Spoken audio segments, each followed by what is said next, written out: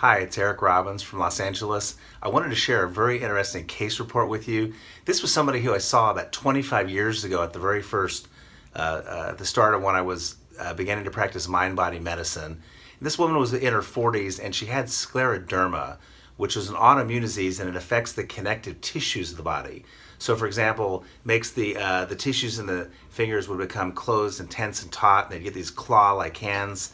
It affected the connective tissue in the lungs. It could make breathing difficult. And in her case, it was affecting the connective tissues in her esophagus, making swallowing very difficult.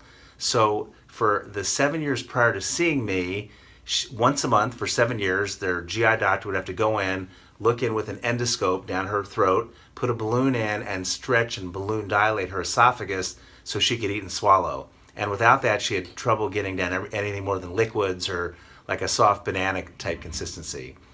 So she came to see me to see what we could do using hypnosis.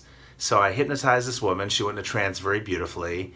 And by the way, hypnosis is not about control. It's not about I went in and controlled her mind. In fact, if anything, when we do hypnosis, it's a nice relaxed state. It's focused concentration. Folks know where they are all the time. You can never make anybody do anything they wouldn't want to do in hypnosis. So it's more like a dance. It's a consent state. So I hypnotized this woman, put her in a very beautiful, relaxed state, and I said this. I said, there's a feeling inside you that you don't like that has everything to do with this constriction in your throat and your esophagus. As I count from 1 to 3, at the count of 3, this feeling is going to come up as strong as it's ever been. And I counted up to 3, and this very powerful emotion started coming up into her conscious awareness. She felt some tightness in her throat.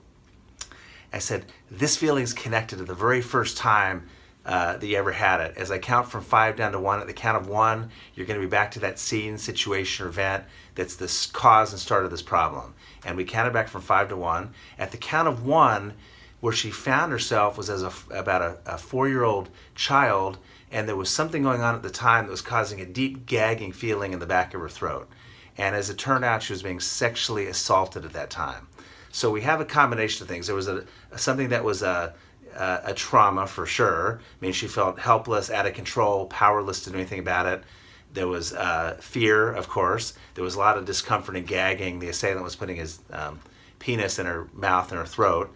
And so when we have a combination of a big emotional charge, unresolved emotions, some physical trauma and discomfort, part of what happens is that these muscles lock down and tighten up to try and protect us.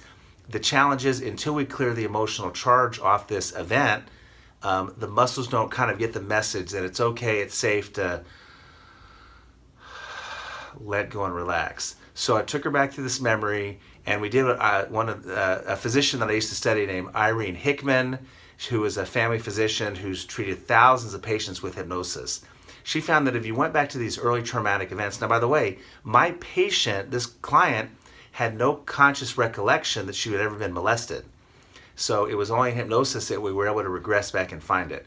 I took her through the event several times, and I said every time we're going to go through it, the feeling's going to lessen. The feeling's going to lessen. We went through that event several times. She gained clarity of the details, and then every time we went back through, there was less emotional charge, until she could go through the event in her mind and discuss it with me, and she couldn't feel it in her body anymore. We had released the emotional charge at a deep enough level. These muscles that were constricting to try and protect her finally realized, hey, it's safe to let go. That event really is over. I'm safe now. And very interestingly, she came out of that one hypnosis session. She went 5 years after that without needing a single endoscopic dilation of her esophagus. And then after that, she needed a dilation once every few years. So that begs the question, was her problem in her body? Was it in her mind? Was it a little bit of both? So I'd suggest that a lot of times we have these traumas in our lives, and again, it's kind of that combination of we feel hopeless, helpless, powerless, stuck to do anything at the time. That could happen to a soldier, that could happen to a little kid. By the way, little kids undergoing medical procedures, that's a huge cause of trauma. There's been some data showing that kids that undergo medical procedures, painful procedures, things like orthopedic surgery, 30 to 50% of those kids develop post-traumatic stress disorder after that. PTSD basically to me means there was an event that was physically painful, there's a big negative emotional charge on it, fear or something like that, and pain, And that constellation of things locks together, and until we clear the emotional charge, the body stays in the state where the muscles are clamped down and tense and tight.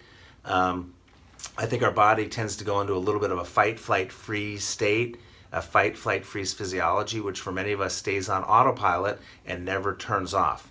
So it's very useful. We can use hypnosis for events and memories that folks aren't consciously aware of, that they've repressed so far down. I remember Milton Erickson used to say that your patients will be your patients because they're out of rapport with their unconscious mind, meaning they're not in touch with the part of them that remembers all this stuff. And another teacher used to say the degree to which someone is sick is the degree to which their unconscious mind is holding some of these painful events out of their conscious awareness, again, to try and protect them. But at some point, it's useful to bring those up. We do it as safely as we can. We try and build a feeling of safety and build kind of a neurologic container where the stuff can come up and be expressed and worked through safely. And a lot of times we get physiologic changes as a result of that. I'll share a second case report with you, and that's a story of a woman who was in the hospital the better part of a year. She had chronic abdominal pain. She'd vomit up food that was several days old. She had diabetes, and sometimes with diabetics, the stomach stops working. So people will eat food, but the stomach stops working and peristalsing and moving the food down through the intestinal tract, and old food will stay there. Sometimes that's associated with pain, and in this woman's case, again, she'd been in the hospital the better part of a year. They were getting to the point where we're about to send her to Cedars-Sinai Hospital to consider getting some new form of gastric pacemaker. So that's something Cedars was going to charge, I think, $250,000 for. There was absolutely no guarantee at all that this would help either her gastroparesis and her gastric emptying or her pain. I personally thought that the pain might not have been due to the gastroparesis.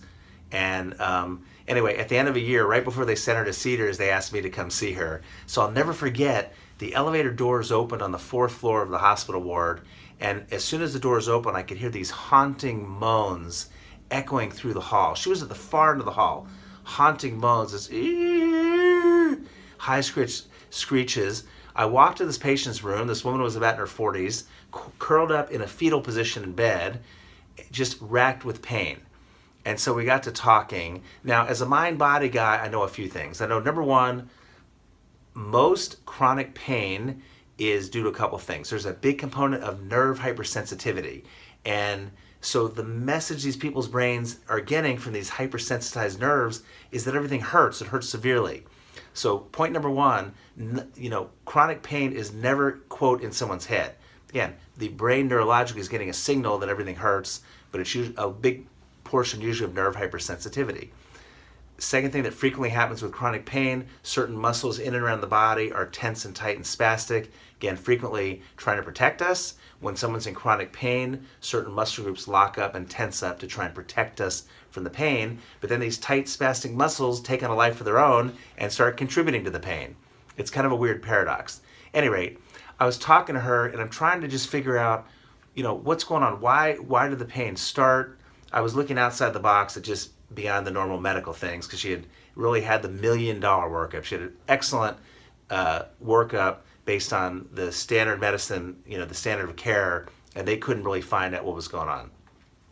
So I began to look in her past, and I was interested in looking for any past memories or traumas because I know that if someone's had a past trauma with a big emotional charge on it, that sometimes when that's unresolved, that stays in the body. It keeps our physiology locked in this fight, flight, freeze state.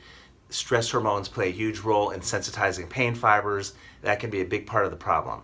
So as I was talking to her, again, I put her into a light hypnotic trance, and I said, there's a feeling inside you that you don't like that has everything to do with this pain.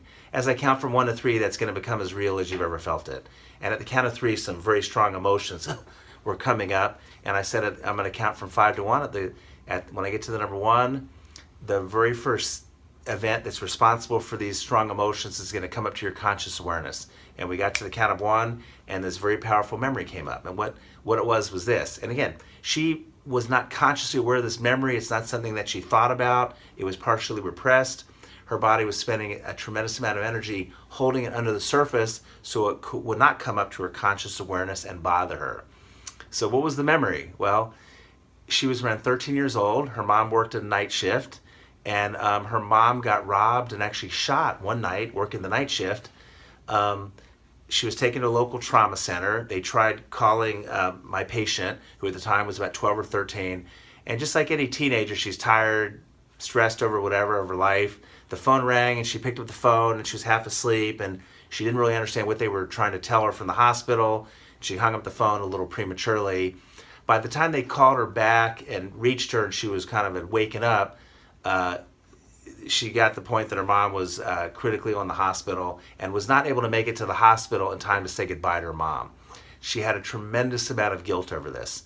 We were able to go through that memory several times, and each time we went through it, we were able to release more and more of the charge off that event until it felt clear. I think at the time, that time I was using meridian tapping, and so we did some tapping and some other things as well until we completely removed all the emotional charge from that event.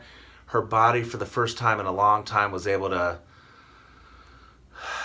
relax. It was able to shift out of this fight, flight, freeze state that it had been in.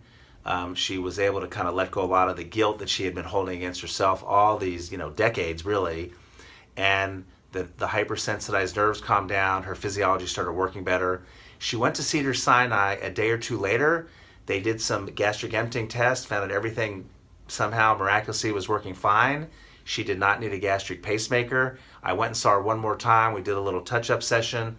And I was pleased to say that she went from living on very, very strong narcotics and in the hospital more than out of the hospital for the year prior to me seeing her, going home, and I think she took one low-level pain pill maybe once a week, and I had a couple-year follow-up on that case. So I think both these cases just illustrate some of the things we do in mind-body medicine, which is what's so fascinating, when folks see a mind-body guy, nothing that we do is suggesting that, again, the problem's in someone's head, that they're crazy, they're making it up, that there's no physiologic reason for what's going on. On the contrary, there's lots of physiologic reasons, but that can only be approached or addressed through a mind-body approach. So I hope this helps. This is Eric Robbins from Los Angeles signing off.